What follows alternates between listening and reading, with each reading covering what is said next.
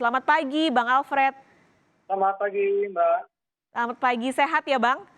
Sehat. Oke, ini eh, cukup menarik nih Bang. Bulan ini ada 9 perusahaan IPO nih di tengah pandemi. Memang untuk mencari dana di luar bursa, mencari biaya operasional secara umum gitu susah ya Bang sekarang? Ya, memang kalau kita lihat memang isu terbesar saat ini karena COVID adalah likuiditas ya. Bisa kita ambil contoh bagaimana kita lihat perbankan juga relatif cukup berat dalam hal penyaluran kreditnya. Ini menunjukkan bagaimana likuiditas saat ini memang betul-betul sangat urgent sekali. Nah, Apalagi di beberapa korporasi sulit untuk mendapatkan likuiditas yang biasanya mereka dapatkan dari pendapatan karena memang pendapatan banyak yang turun ya.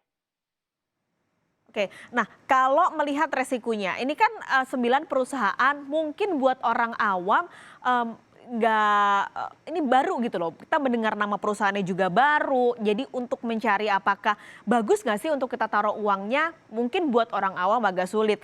Resiko yang harus diukur oleh investor retail kalau mau beli saham-saham IPO ini apa, Bang? Ya, resikonya memang pertama bahwa perusahaan yang baru IPO memang dari sisi track record-nya memang punya sedikit kekurangan karena memang mereka istilahnya baru ya. Mm. Yang terbesar sih memang lebih kepada kondisi itu yang resiko terbesarnya. Artinya mereka tidak punya historis dari sisi komitmen pembagian dividen, mereka tidak punya historis dari sisi mungkin usia perusahaan yang memang rata-rata relatif untuk perusahaan yang baru itu kebanyakan memang usia usahanya relatif cukup pendek. Artinya historisnya juga tidak terlihat, belum Hmm. terlihat. Jadi resikonya sih yang paling besar itu ya. Kalau secara keseluruhan kita lihat hampir sama. Jadi yang membedakan antara yang baru IPO dan yang sudah IPO lebih kepada tadi historis atau track record performa perusahaan dan juga kebijakan manajemennya. Tapi dari 9 itu yang risikonya paling bisa diukur yang mana, Bang? Yang ini berisiko, ini nggak terlalu berisiko, jadi ini buat gambaran juga untuk para investor retail kalau mau masuk ke saham-saham IPO ini.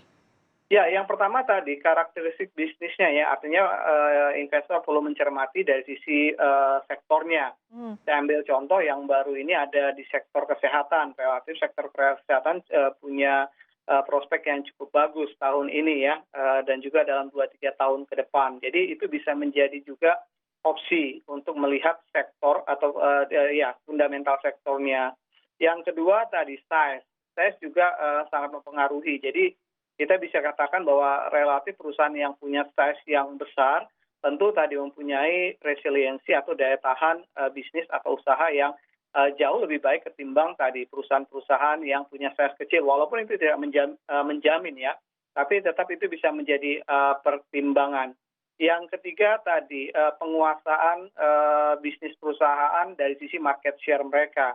Artinya semakin besar market share produk yang mereka jual atau jasa yang mereka jual, tentu juga akan menjadi pertimbangan dari sisi resiko bisnisnya. Jadi hampir keseluruhan lebih kepada pertimbangan resiko bisnisnya. Jadi kalau melihat tadi yang baru IPO mungkin pertimbangan sektor dan juga kita melihat apakah memang perusahaan yang baru IPO tersebut punya brand yang cukup bagus di pasar untuk produk atau jasa yang ditawarkan.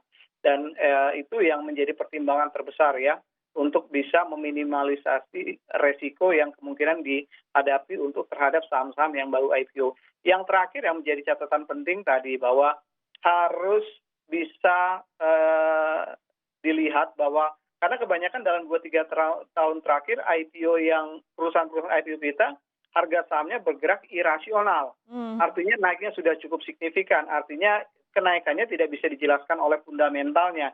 Dan ini yang berbahaya. Justru kalau kita lihat ketika fase COVID seperti ini, saham-saham yang 2-3 tahun lalu IPO yang naik ratusan bahkan ribuan persen, justru sekarang turunnya cukup drastis sekali. Dan ini yang perlu diperhatikan bahwa kalau naiknya sudah cukup signifikan dan tidak bisa dijelaskan secara fundamental, ini yang perlu dicermati investor untuk lebih berhati-hati.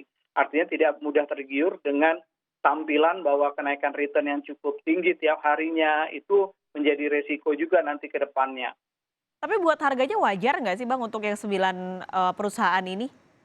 Ya, kalau untuk baru listing dengan harga yang ditawarkan tentu cukup wajar. Bahkan memang untuk harga IPO-nya saja kalau kita lihat memang kebanyakan valuasinya masih cukup murah. Yang menjadi persoalan adalah ketika dia listing 3-4 hari listing atau mungkin dalam sepekan setelah listing, kenaikannya itu yang perlu dicermati karena kebanyakan kenaikannya justru sangat tidak wajar. Jadi kalau untuk harga IPO-nya cukup fair, bahkan banyak yang diskon. Jadi yang perlu dicermati tadi pergerakannya, artinya ketika baru IPO 3-5 hari atau bahkan sepekan tadi, kenaikannya udah cukup signifikan, ratusan persen, itu yang perlu dicermati oleh pasar. Artinya perlu berhati-hati untuk melihat atau mempertimbangkan saham-saham IPO tersebut untuk masuk ke dalam portofolio. Oke, 3-4 hari berarti ya diperhatikan untuk harganya ya?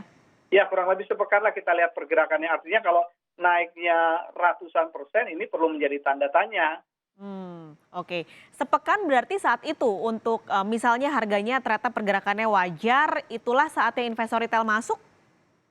Ya, nanti kembali lagi mempertimbangkan based on fundamental ya. Mungkin Oke. investor bisa memakai beberapa rasio sebagai indikator seperti misalnya PE-nya kita bandingkan dengan sektornya atau perusahaan sejenisnya, atau bisa kita lihat dari sisi book value-nya kalau dia misalnya untuk perusahaan-perusahaan jasa keuangan. Jadi mungkin bisa juga pakai indikator-indikator itu untuk melihat apakah harganya cukup wajar dibandingkan tadi emiten-emiten yang sejenis yang sudah existing menjadi emiten. Nah, ini kan juga menarik untuk dilihat. Jadi ketika, kondisi sedang tidak, stabil seperti ini, tampaknya investor mulai melihat ke lapis 2, lapis 3 nih, Bang. Ini juga masuknya lapis 2, lapis 3 berarti IPO ini. Apakah memang sekarang investor saatnya masuk ke lapis 2, lapis 3 karena, saham-saham blue chip ini udah terlalu mahal? Ya, relatif memang dalam kondisi market yang seperti ini kita bisa melihat bahwa memang ada indikasi proses recovery terus berjalan ya. Indeks kita masih cukup kuat di atas 5.000. Tapi sekali lagi untuk melihat saham second liner dan third liner, kita melihat bahwa dalam kondisi ini juga masih belum cukup tepat. Karena tadi uncertainty-nya masih cukup besar. Volatilitasnya juga memang dalam 1-2 bulan terakhir relatif mulai mengecil volatilitasnya. Tapi ada potensi yang besar ke depannya terkait dengan impact-impact pasca COVID. Dan apalagi tadi bicara masalah isu perang dagang juga atau geopolitik Cina dan Amerika juga masih terus memanas. Artinya kalau bicara pertimbangan resiko, memang kita masih tetap memprioritaskan saham-saham first liner karena kondisinya relatif belum kita katakan belum cukup stabil saat ini. Oke, kalau secara umum portofolio sahamnya sekarang harus berapa persen sih, Bang, untuk kondisi seperti sekarang? Ya, kalau untuk memang secara keseluruhan untuk portofolio saham, memang tadi kita melihat bahwa dominasi saham-saham blue chip memang masih menjadi prioritas untuk saat ini.